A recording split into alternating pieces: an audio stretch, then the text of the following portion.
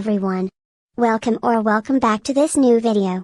If some of you are wondering who I am, I'm Golden Multi. I just changed my name in the intro and outro, the others were old and I didn't like them anymore.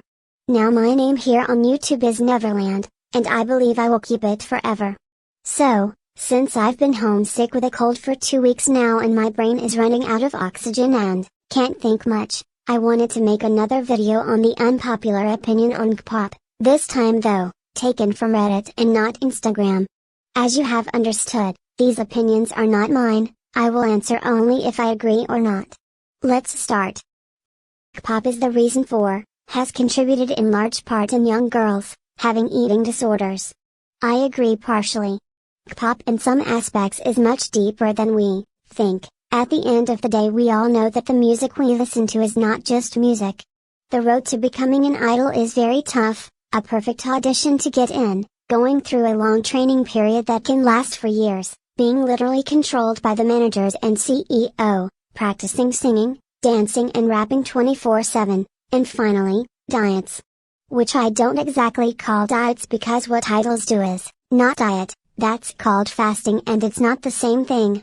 Diet does not mean not eating, it means simply removing, partially, those foods that are potentially not good for your body, such as sweets, pasta and red meat.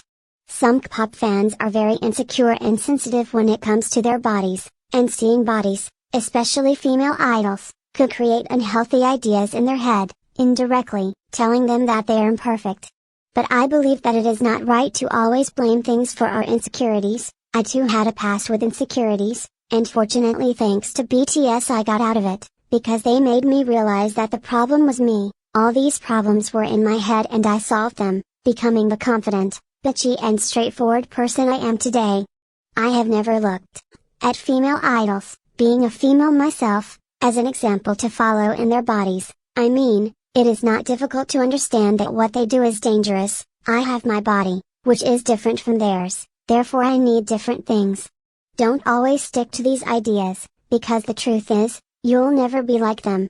Bodies are all different, your weight depends on your height, the muscle mass you have and your ethnicity. A Westerner will never be the same as an Easterner, and that's okay, that's not a problem. If any of you have such a problem, please open your eyes and mind, become like these idols, it will only hurt you. And if you want to heal, go and get professional help, there are doctors qualified for this. There is nothing wrong calling for help. K-pop in public dancing videos give me a lot of second-hand embarrassment. I don't understand why it makes you so embarrassed. They are just people expressing their love and talent for K-pop, dancing to choreographies they like. Not to mention that there are a lot of groups out here that dance really well and they are right to show their talent to people, even if I doubt they take them seriously. I like to watch this type of video. It's nice to see these people enjoying themselves and creating entertainment videos for us who don't do anything all day and the only talent we have is to sit on the sofa without moving lol. Idol YouTube vlogs are for the most part boring. I agree. Most of the time, not much happens in these vlog videos. I know idols do it to give us some content, but some videos could have been not posted. The only idol I can watch without getting bored is Lisa from Blackpink. She sometimes brings interesting content, like backstage enter videos where she dances. I don't know if this sloppy vibe is made specifically to check what they post, because I believe that even behind their vlogs there is someone who controls them. If I'm wrong you can correct me, I'm not sure about that. But yeah, they should maybe spice things up in these videos.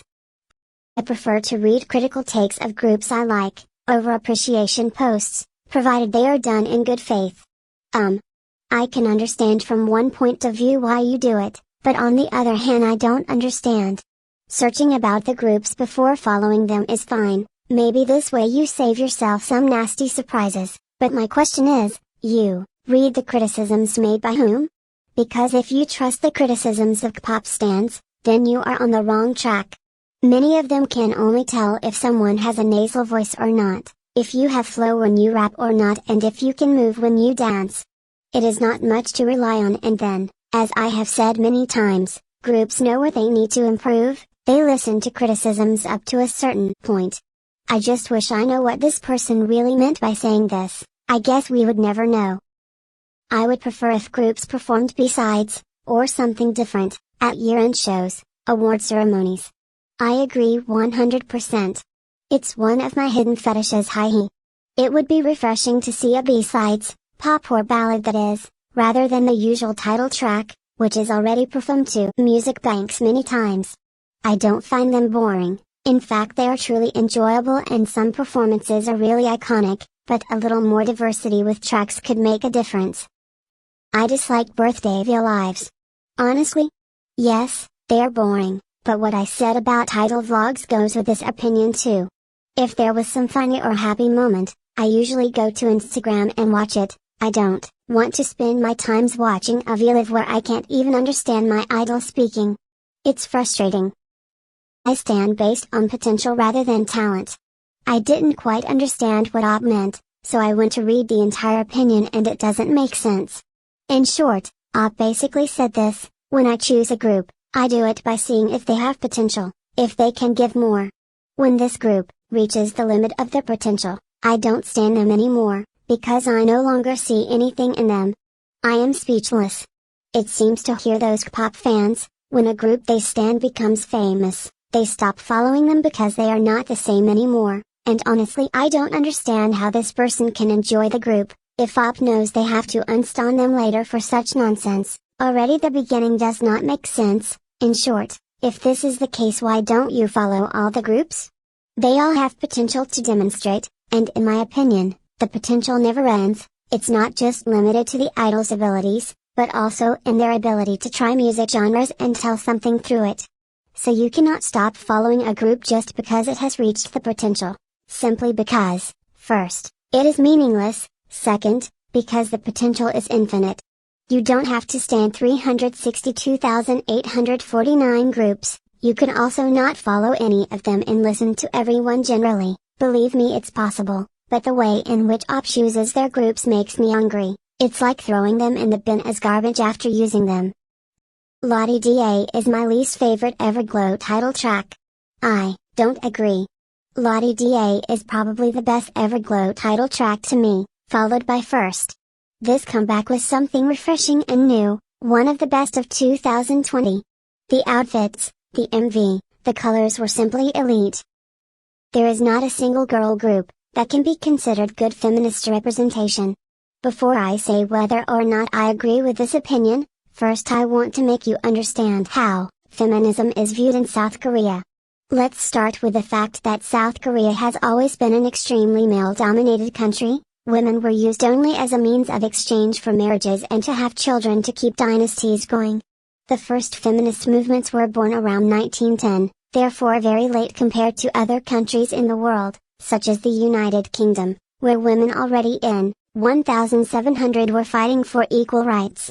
The feminist movements continued until 1945, where sadly many women were taken by Japanese soldiers to become their comfort women. Women who were used as prostitutes to comfort the sexual desires of these men, and many of whom were also killed. Feminist movements continue to this day, but as you can well see even today, these movements have led to something. But there is still a long way to go. Many women in South Korea are paid less than men, are sexually attacked at work, are abused at home by their husbands, and are still used for marriages exchange.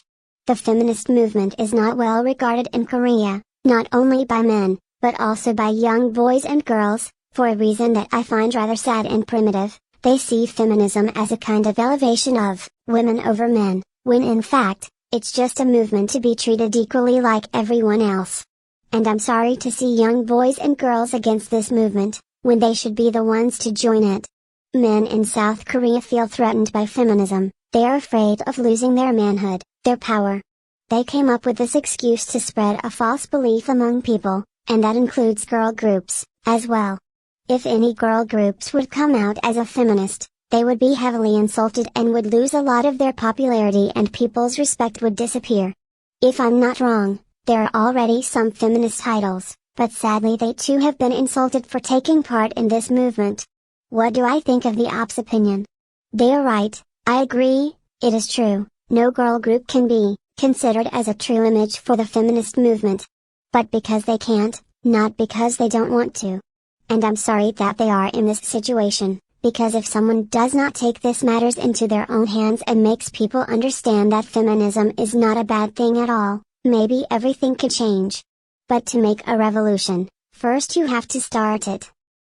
If you listen to a group's music regularly, and know most or all the members' names, that makes you a fan. I disagree respectfully.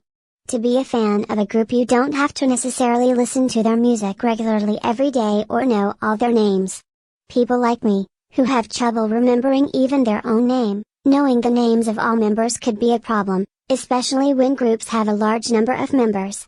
For example, with Tomorrow by Together, it took me 2.5 months to recognize all the members. And they are just 5, all completely distinguishable from each other. On the other hand, with Stray Kids, despite the fact that I have been standing them for 3 years now, I still get confused between Jongin and Seungmin.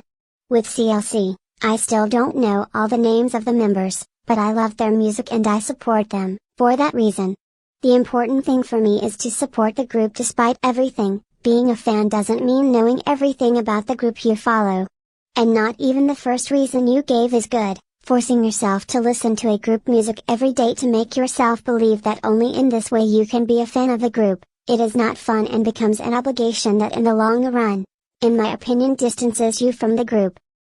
Sami's album wasn't that bad. Honey, the album made me stan her. It's one of the best I've heard so far. The releases of 2021 K-pop aren't bad or underwhelming. They are actually amazing. Oh no.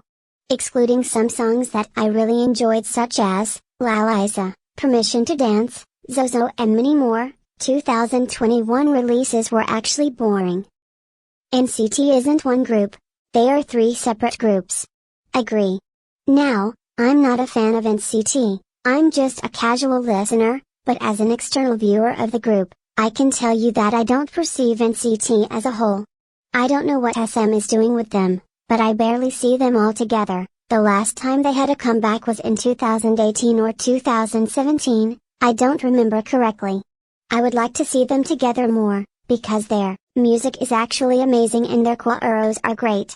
But it seems that to SM exist just their subunits. Don't get me wrong, they are great too, but together they complete each other.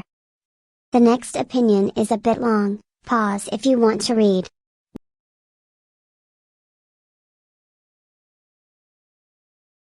What the fuck are you saying? I've never read such big bullshit. Since when is an idol's job is less difficult than going to school or an office job? Premising that all jobs have their pros and cons, but making such a comparison is wrong and detracts from the great work it takes to become an idol. Going to lots of auditions, training for so many years, taking singing, dancing and rap lessons every day, performing while doing choreographies, going to extreme diets, being in a practice room most days just practicing, being constantly asked to be the best and not even able to fall in love. Is this an easy job for you? Comparing going to school is like going for a walk.